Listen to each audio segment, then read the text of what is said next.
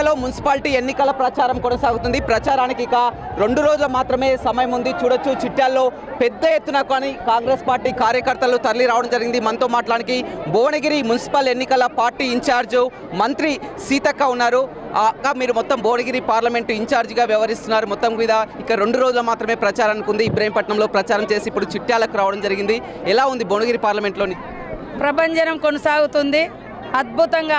ఉమ్మడి నల్గొండ జిల్లా అంటేనే కాంగ్రెస్ కంచుకోట కాబట్టి ఈరోజు ఇక్కడ ఉన్నటువంటి నాయకత్వం కానీ మన రాష్ట్ర ప్రభుత్వం చేసేటువంటి సంక్షేమం కానీ ఇవన్నింటిని దృష్టిలో పెట్టుకొని గత ఎన్నికలలో కూడా ఎంపీలుగా ఇద్దరిని మరి రాష్ట్రంలో హైయెస్ట్ మెజార్టీతో ఈ ప్రాంత ప్రజలు గెలిపించారు. ఇప్పుడు చిట్యాలలో ఉన్న నకరికల్ నియోజకవర్గంలో మా సోదరుడు వీరేశం గారి ఆధ్వర్యంలో ఇక్కడ పెద్ద ప్రభంజనం జరుగుతూ ఉంది. ఖచ్చితంగా ఇక్కడ ఉన్నటువంటి 12 వామపక్ష సోదరుల యొక్క సహకారము అంత అలయన్స్లో మరి సిపిఎం కూడా ఒక క్యాండిడేట్ అంటే ఫస్ట్ వార్డు కేటాయించడం జరిగింది. కాంగ్రెస్ పార్టీ విజయకేతనం చిట్యాల గడ్డ మీద అదేవిధంగా పార్లమెంట్లో ఉన్న 12 మున్సిపాలిటీలలో ఎగరవేయడం జరుగుతుంది. తెలంగాణలో ఉన్నటువంటి మున్సిపాలిటీలన్నీ గతంలో 10 ఏళ్లలో మున్సిపల్ శాఖ మంత్రిగా కేటీఆర్ ఉన్నప్పుడే అభివృద్ధి చెందాయి. కానీ 2 ఏళ్లలో కాంగ్రెస్ పార్టీ అధికారంలోకి వచ్చిన తర్వాత మున్సిపాలిటీలకు ఏం చేశారని కూడా బీఆర్ఎస్ ప్రధానంగా విమర్శ. వాళ్ళు అభివృద్ధి చేసి ఉంటే ఇక్కడ పక్కన చిట్యాల్లోనే ఒక గల్లీ ఉంది. అక్కడ ఎంత పరిస్థితి ఉందో ఒకసారి చూడండి. మొన్ననే సీఎం గారు 15 కోట్ల రూపాయలు కూడా ఇచ్చిండ్రు.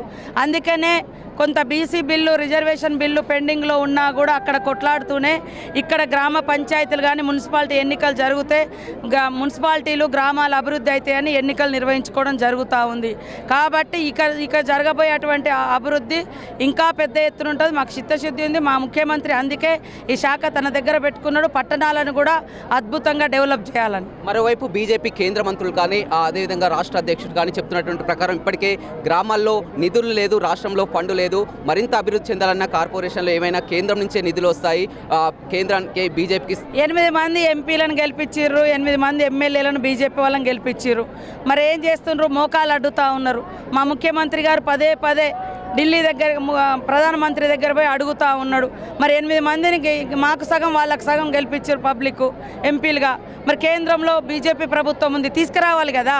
తీసుకురాకుండా ఓట్లు వచ్చినప్పుడల్లా ఎంపీలుగా మీకు ఎక్కువ సీట్లు ఇచ్చారు 8.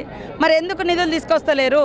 కేవలం బదనం చేయడానికి వాడుకుంటారు. ఓట్లు అప్పుడు వచ్చి మేము ఇస్తామని చెప్తున్నారు. కానీ ఈ రాష్ట్ర అభివృద్ధిలో మా పాత్ర లేదన్నట్టుగానే వాళ్ళ పాత్ర లేదన్నట్టుగానే వాళ్ళు వ్యవహరిస్తూ ఉన్నారు. ఉండబోతుంది రాష్ట్ర వ్యాప్తంగా 116 మున్సిపాలిటీలు కానీ 7 కార్పొరేషన్లు కానీ వరుసగా సీఎం రేవంత్ రెడ్డి కూడా వరుస పర్యటనలు చేస్తున్నటువంటి పని 100% గెలుస్తాం. అంటే భాష తీరుపై కూడా సీఎం భాష తీరుపై కూడా విమర్శలు వస్తున్నటువంటి పరిస్థితి కనిపిస్తుంది. హార్వర్డ్ యూనివర్సిటీలో పట్టా తీసుకొని ఇదేంది భాష అని కూడా విమర్శిస్తున్నట్టు. ఇలా మా పల్లెల్లో చదివిన బిడ్డ హార్వర్డ్ యూనివర్సిటీలో మరి పట్టా తీసుకోవడంతో నేను హైదరాబాద్లోనే పుట్టి పెరిగినాను కేటీఆర్ అహంకారంగా చెప్పుకునే ఆయనకు బాధ అవుతుంది. ఆయన తెచ్చుకోలేకపోయిండు, ఆ కష్టం ఆ స్టడీ ఆయన చేయలేకపోయిండు. కాబట్టి సీఎం రేవంత్ రెడ్డి గారికి ఎక్కడ ఏం మాట్లాడాలో ఆయనకు చాలా సంపూర్ణమైన భాష మీద పట్టు అవగాహన ఉంది. అది బీఆర్ఎస్ నాయకులే ఈ రాష్ట్రంలో తప్పుడు భాషను ప్రవేశపెట్టిరు. అంటే చివరిగా చెప్పండి, భువనగిరి, ఆలేరు, చిట్యాల, చౌటుప్పల్ వరుసగా అన్ని మున్సిపాలిటీల పరిధిలో ఎక్కువగా చిట్యాల్లో చూస్తున్నారు. మీరంతా కూడా ప్రజలతో మాట్లాడుతున్నారు, ఏం చెప్తున్నారు, ఎలా ఉంది? చాలా అద్భుతంగా ఉంది. చూసిండ్రు కదా, నేను జస్ట్ నిన్న ఈ టైంకు చెప్పిన వాళ్ళు ఈరోజు ఇంతమందిని గ్యాదర్ చేశారంటే ఆ లీడర్షిప్ నమ్మకము మరి ఇక్కడ ఉన్నటువంటి నాయకత్వం మీద ఉంది కాబట్టే ఇంత పెద్ద ఎత్తున ప్రభంజనంలో రావడం జరిగింది. ఖచ్చితంగా అభివృద్ధి జరగాలన్నా ఈరోజు ఎమ్మెల్యే ఉన్నాడు, ఎంపీ ఉన్నారు, మంత్రులు ఉన్నారు, రాష్ట్రంలో మా ప్రభుత్వం ఉంది. మున్సిపాలిటీ అభివృద్ధి జరగాలంటే ఖచ్చితంగా కాంగ్రెస్ పట్టం కట్టాలని ప్రజలు డిసైడ్ అయ్యారు. అది జరుగుతుంది. అంటే గ్రామాల్లో ఇప్పటికే కొత్త సర్పంచ్లకు కూడా రావడం జరిగింది, కొంతవరకు నిధులు కూడా కేటాయించడం జరిగింది. ఇంకా మరిన్ని నిధుల కోసం కూడా గ్రామ పంచాయతీ నిన్న కూడా 250 కోట్ల రూపాయలు పెండింగ్ నిధులను కూడా తీసుకొచ్చినాం. నెల కింద 200 కోట్లను రిలీజ్ చేసినాం. ఇంకా 1500 కోట్ల రూపాయలు గ్రామాలకు రాబోతున్నాయి. అద్భుతంగా మోడల్ విలేజ్లుగా తయారు చేస్తాం.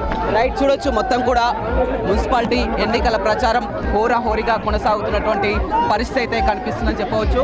భువనగిరి పార్లమెంటు ఇన్ఛార్జిగా ఉన్నటువంటి మంత్రి సీతక్క వరుసగా పర్యటనలు చేస్తున్నటువంటి పరిస్థితి కనిపిస్తుంది. ఏదేమైనప్పటికీ కూడా భువనగిరి పార్లమెంట్ పరిధిలో ఉన్నటువంటి అన్ని మున్సిపాలిటీలను కైవసం చేసుకుంటారని చెప్తున్నారు. రవితో Ramesh, big TV, Nalgonda. For more videos like this, subscribe Big TV channel.